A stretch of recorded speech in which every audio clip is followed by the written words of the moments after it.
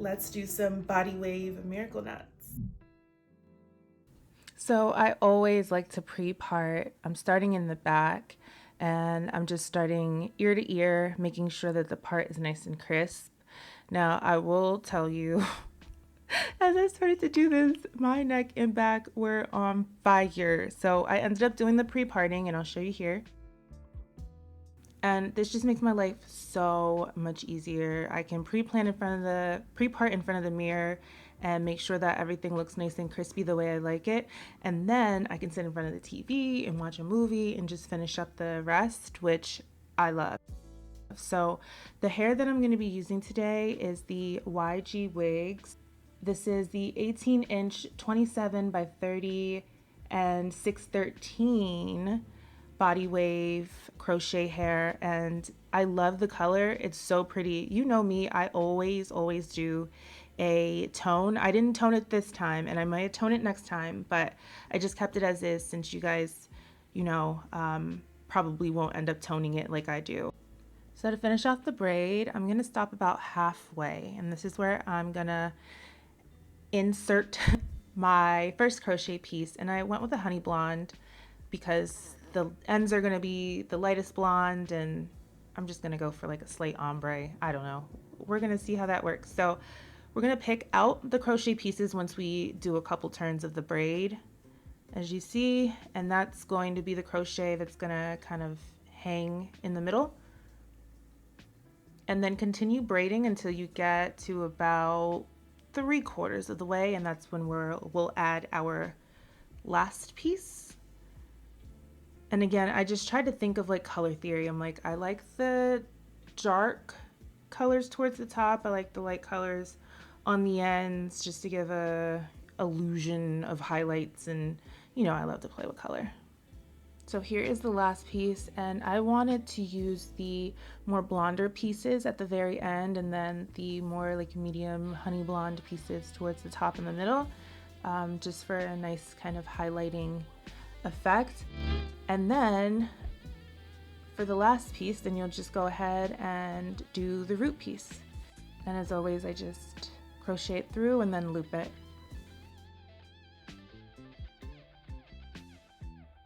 Okay, I actually got a lot done, and I think it looks so pretty, and it's really lightweight, and I only have a few strands left of 2 bundles. So I used 2 bundles, have a few strands, and then I still have 2 more bundles. Now, what I do need to do is just finish up this whole entire front, and I wanted to do it with you guys so that way I can show you how I kind of changed my method a little bit. So what I end up doing is I'll take a braid as normal, braiding down, and I'm about halfway here. With this one, because this is a shorter braid, I'm gonna just braid the ends starting from halfway, but the hair in the middle of my head and the hair in the back and towards the top, that hair is really long. So I found myself just kind of like braiding, and then putting a little piece at the end. So I'll show you what I mean. But so I have this little end here, and then I'm just gonna take the crochet needle. So I'm gonna take the honey blonde one, and where's my, oh. You ever look for your glasses on your face? Oh my God, so embarrassing. Okay, and then at the root, I'm just gonna pull this through. To answer a question that I had is that sometimes it gets stuck where the hair basically starts. And what I would do is I would never force it. Don't ever force it through, because you don't want breakage from the root. What you're gonna wanna do is just either pull one side through and tie it, or just be very gentle. Literally, I would never sacrifice the health of my natural hair for a protective style. That doesn't even make sense. Like, there's no hairstyle that I want to sacrifice the health of my hair for. It just isn't worth it. So with this one, like I said, it's a little bit longer. So I'll just braid down to the end. So knowing that all of the braids kind of have an empty middle. What I'm gonna do is I'm just gonna go around and probably add more bundles. Honestly, I kind of like the weight of it right now. Like I almost don't want to add more because I like how like it just feels so lightweight and just like airy. So I don't know. Once I finish up the front, I'll take a look in the back and then we can make a group decision. And then maybe we'll do a platinum one up here. No, I don't want the platinum ones near my face, I think the honey blonde complements my face more than the platinum does. But also I love that they're all separated by shades. So what I would honestly do is, y'all know I love to play in the lab and color and mix and bleach and tone. And I would tone that platinum blonde, I would tone it a little bit and then tone the brown shade to just match my, I guess, level of ashiness, if that makes sense. But I think as is, it's gorgeous. And I wanted to show y'all what it looked like as is, because a lot of the time, like, you know, some of you, you're not gonna wanna bleach or tone or do any of those little extra steps. So I just wanted to show you what it looks like, you know, straight out of the pack, untouched. And I think it's gorgeous. Like, I love the mix of the colors too. I think it's really pretty. It gives like vacation, and I don't have I don't have a vacation. I might be going to Vegas, but we'll see. And I will use some jam if I need to, just kind of smooth it. And then I'm trying so hard not to sound sick. I've been sick for the past week, and I'm now just pretending like that never happened. I might do a little bit in the front, you know. Let's do this color. I love that you can customize too. Like, y'all know I love a mix and match, and I like to be intentional with my color placement because I know that it really does affect the overall look. So if I'm going for like more of a money piece look, then I'll do the lighter pieces in the front and then do the darker pieces in the back. And I think it's just a really nice color effect. I like playing around with it. Doing another honey blonde one at the end. And you can see the speed, like I didn't want to cut too much, but you can see the speed at which I do this. The ones in the back, just, they take so much more effort because my hair is longer. Let's do another honey one. The hair is so soft. Like, it's so soft. I love soft, fluffy hair. Like, I don't want to put any product in it.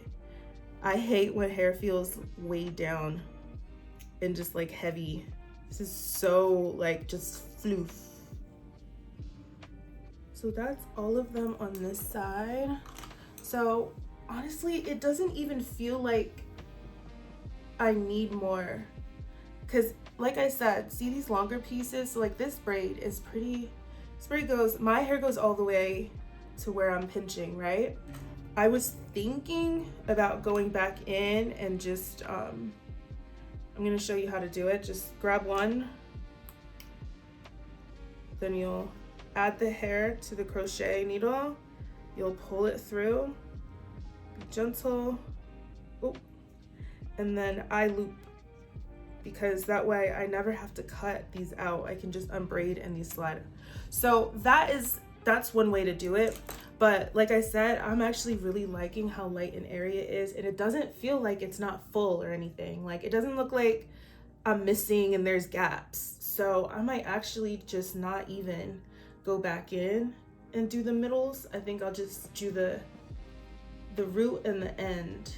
So to answer a couple of questions about crochet, I always get questions about how do I take it down. So in the same way that I'm braiding the hair in, I'm gonna unbraid and take it down. If you want to add some oil to give yourself a little bit more slip, you know, you always want to do things the most healthy way possible so you're not damaging your hair for a style. But that's how I would go about it is just to unbraid. You don't have to cut them out or anything like that, and you can reuse them. I reuse all of my crochet. Any set that I've ever filmed or showed you guys has been saved. It's been washed and reused and saved. Now, there's some hair, like some brands and some textures that I like more than others and reuse more than others. But as far as that, yeah, I reuse every single set. I have never cut a set out. Now, the only time I've ever cut anything is if it gets knotted, I will cut it out. Another question is, how do you maintain it? I have a regimen at night that I do a moisturizer, so a water-based moisturizer to keep my hair hydrated. And then I add a really nice natural hydrating oil to seal in that moisture. So I'll normally put that on my braids or in my scalp. And that's every night. That way, once I take my hair out and I go get my trim like I do, then my stylist will say, oh my God, your hair's so healthy, so hydrated. And I'm like, yeah, because I've been doing my regimen. Either wrap it up in like a high bun and then just put like a bonnet on top, so that way it's not all over the place. I think it actually looks great like this. I thought there were going to be more gaps, but like I said, I really love how light and airy it is. So I don't want to overload with too much, but I think if I was going on a vacation, I will 100% probably put the full 3 packs, and I'll probably have an extra pack left. It's my personal preference, honestly, to not add mousse. I know most people would probably add mousse, but I feel like just the dry braid jam, I feel like makes my hair last so much longer than when I start adding mousse and all the extra stuff. So this is just water, and inside the water it's just a little leave-in conditioner. Nothing crazy. It's like a diluted, very diluted conditioner water. It's so pretty. I'm gagged.